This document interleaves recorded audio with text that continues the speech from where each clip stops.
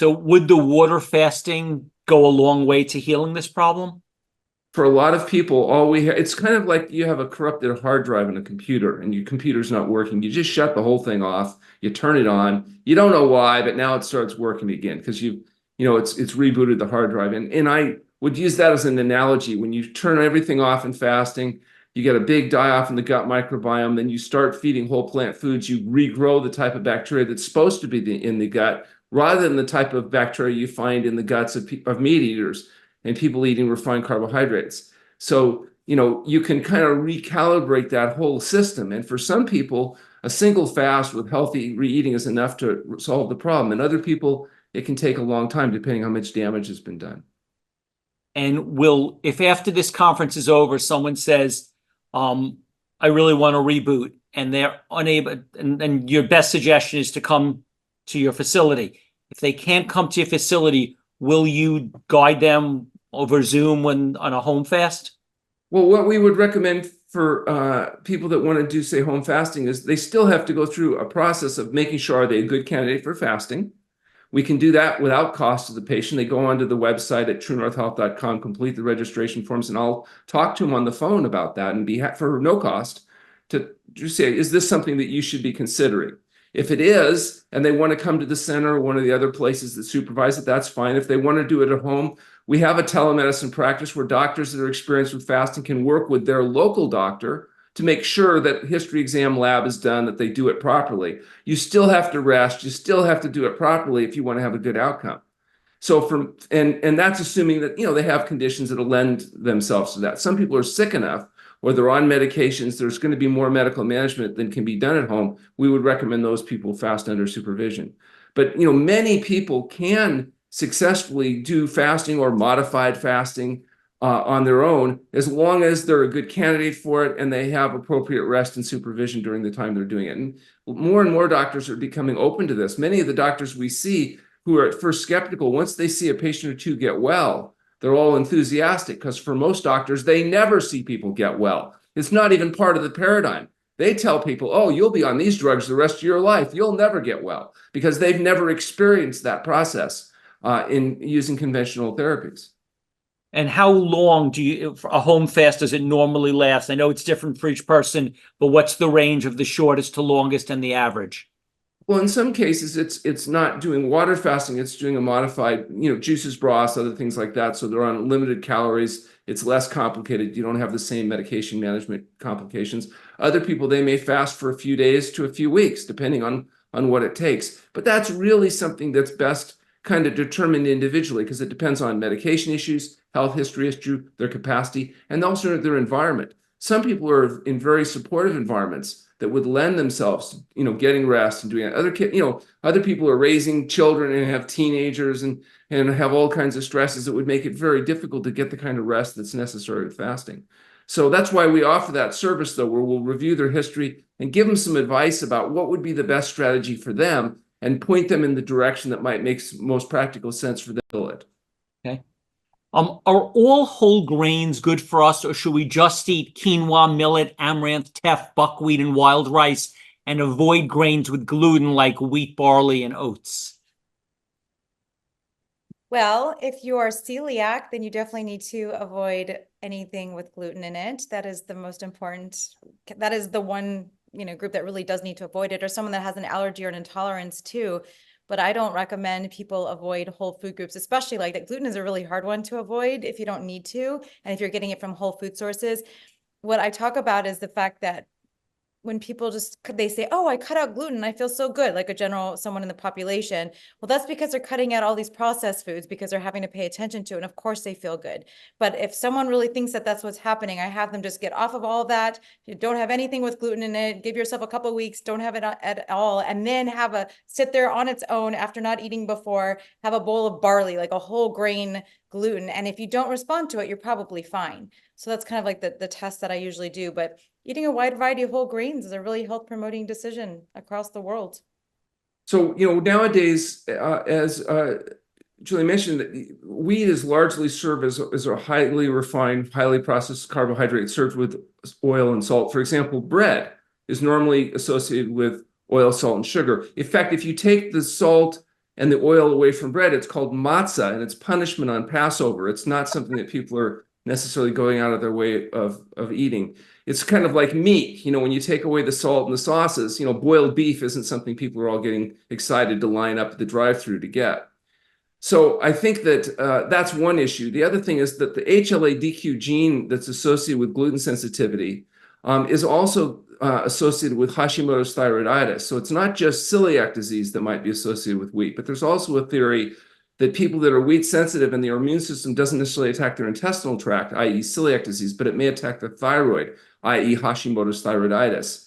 And so that, there may be other diseases and sensitivities associated with gluten sensitivity. And the gluten that we get exposed to through wheat today bears little resemblance to the concentration of gluten that would be present in the old non-hybridized grains. Now they get, I think, 10 times as much grain per acre. It's, the stuff doesn't float around in the wind. It stands up straight. It's good for harvesting. And they've genetically modified it to a significant extent that may make it more of a potential digestive challenge than perhaps, kamut or some of the old style ancient grains. So if you're not sensitive to it, maybe it doesn't matter, but you still probably don't want to eat all those flour-based products. People are not getting wheat berries, boiling them and eating them because it's kind of disgusting. It's not a great grain in that regard. So that, again, maybe errors of attribution. It may be legitimate genetic sensitivities. Or it may be just that if you get rid of the wheat, you also get rid of an awful lot of the flours and the cookies and the crackers and all the other stuff with all the other things in it that are causing problems. In the context of Candida overgrowth and its associated cognitive symptoms such as brain fog, could you share any strategies for effective management and eradication of this condition? Please discuss the role of dietary change, the inclusion of probiotics, lifestyle adjustments, and any other pertinent therapies in enhancing overall well-being and mental clarity. Okay, so Candida is a normal yeast form. It's present in everybody. It overgrows when the immune system is suppressed. One of the things that suppresses the immune system is sleep deprivation, high sugar diets, eating highly processed, crappy foods, not taking care of business. What we do with people that have chronic candidiasis, we fast them till the system reboots, get rid of the gut leakage, put them on a whole plant food diet, and inevitably the problem resolves. The bigger problem is people that have been on medications for a long time and all the consequences that come from their medication.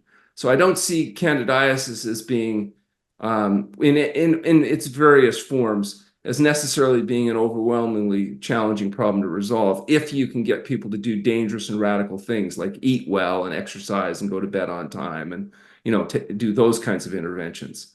There are other microbial imbalances that may be even more challenging, but again, our approach is very similar. We try to avoid medications whenever possible, do it through fasting and dietary change, and allow the body to try to heal itself. Julieanna, anything on that? No, I don't really test for that normally, and I don't really deal with that per se exactly. So, but I would always default to something like what you're saying, Dr. Goldhamer. Okay. What do you say to a woman who is postmenopausal and says she has low libido, painful sex, brain fog, and weight gain? Would you recommend she goes on hormone replacement therapy? How about bioidentical hormone replacement? This is not my expertise, except that most of my clients are perimenopausal. So I could talk from that perspective, but I do not, obviously I don't prescribe hormones. I'm not a physician, and I've seen people at various stages. I've watched people go through hormone replacement, come from hormone replacement, wanting to start hormone replacement. What I've seen very consistently, this is anecdote, and there's some science to support it, but like when you switch your diet and you're switching your lifestyle, because a lot of people are coming to me with really, a lot of issues in their lifestyle and their diet and the way they're living their life. They're very stressed out. They're not, usually moms and grandmas and dealing with, busy work and all that. And when you start to look at everything, and you start to analyze their diet, you start to look at their lifestyle, when you make the same changes that we're suggesting across the board, again, one size fits all, it really is. It sounds it's a boring answer, but it's the truth. It's a one size fits all approach. People get better. And I mean, I've seen people, I've walked many, many women through menopause asymptomatically. They don't even realize it. And, you can only define menopause as missing a no period for a year. So there's some people that are like, oh yeah, I'm menopausal. And I didn't even realize the transition was so easy because their diet and lifestyle was put into place. The people that come to me that are really struggling with it, that are dealing with hot flashes and awful, it's awful. I've dealt with so many, seen this so many, I can empathize as a woman at that age. It can be really awful. And lifestyle is so powerful. Diet is so powerful. But like I said in the talk too, is that there's two sides to the coin. It's one same coin. It's what you are eating and what you're not eating. What you are getting from your diet and what you're not getting from your diet. And it's both things have advantages. It's not getting all those other things, the animal products, the processed foods, the sugar, SOS, all those things that are contributing to the symptoms and the proliferation of those symptoms and the aggravation of that journey. And it's not getting all those wonderful things, the fiber and the phytonutrients and all the things that we need to promote, health and to help our body stay out of the body's way. That saying that when left alone, the body will heal itself, which is obviously the whole premise of all the stuff you're doing with this fasting. It's so incredibly powerful what you can do with the diet. So I wouldn't change my recommendations, maybe add some soy foods for someone that hasn't been, but taking away and changing the diet from a standard Western diet can do leaps and bounds amazing things for women going through menopause.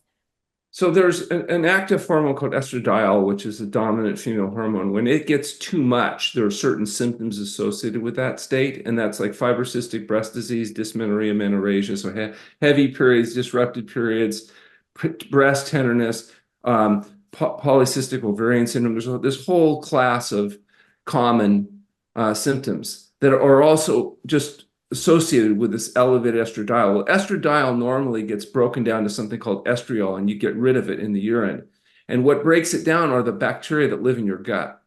So if your gut microbiome is disrupted, you may not be breaking down the estradiol preferentially to estriol for excretion, and it may accumulate.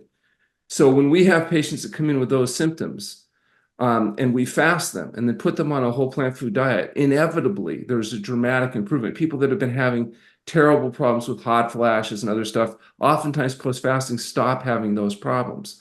So we don't know because the research isn't there yet. We haven't actually published on this particular pathway and mechanism, but I suspect that that's where we're going to fall. And this may just be one of several pathways that's activated by diet and lifestyle change, but that's one, at least there seems to correlate very strongly. It keeps coming back to the microbiome, the dysbiosis. It's unbelievable what we're learning. I was talking about that too today. It's very exciting. If you took, say you have a 150-pound human being, and you pulled out all their human cells and put them in a pile, and then pulled out all their non-human cells, the fungi, the bacteria, the protozoa, there's actually more non-human cells making up a body than human cells. So our relationship with these organisms is very important because they can either produce nasty toxic waste like TMA, which is trimethylamine oxidase, which causes heart disease and cancer and all kinds of stuff, or they may be producing fertilizer that you need like vitamin K and stuff. And what determines what those bacteria produce is what you feed them. If you feed them meat, fish, fowl, eggs, and dairy products, you get the kind of bacteria that live in people eating meat, fish, fowl, eggs, and dairy products, and good luck to you. If you feed them whole plant foods, you get the kind of bacteria that live in people that are on whole plant food diets. And that tends to be the type of organisms associated with longer life and better health. Think about it. Just in your intestinal tract, there's about 5 pounds of creatures. These are living organisms living around in your digestive system, more than 1 trillion creatures, eating, breathing, drinking, and pooing inside you. And what they poo in you is determined by what you feed them. I suggest you feed them whole plant foods and stop feeding them animal foods and highly processed foods. You'll have the right organisms, you'll get the right poo, and you'll end up probably living a longer and healthier life as a consequence.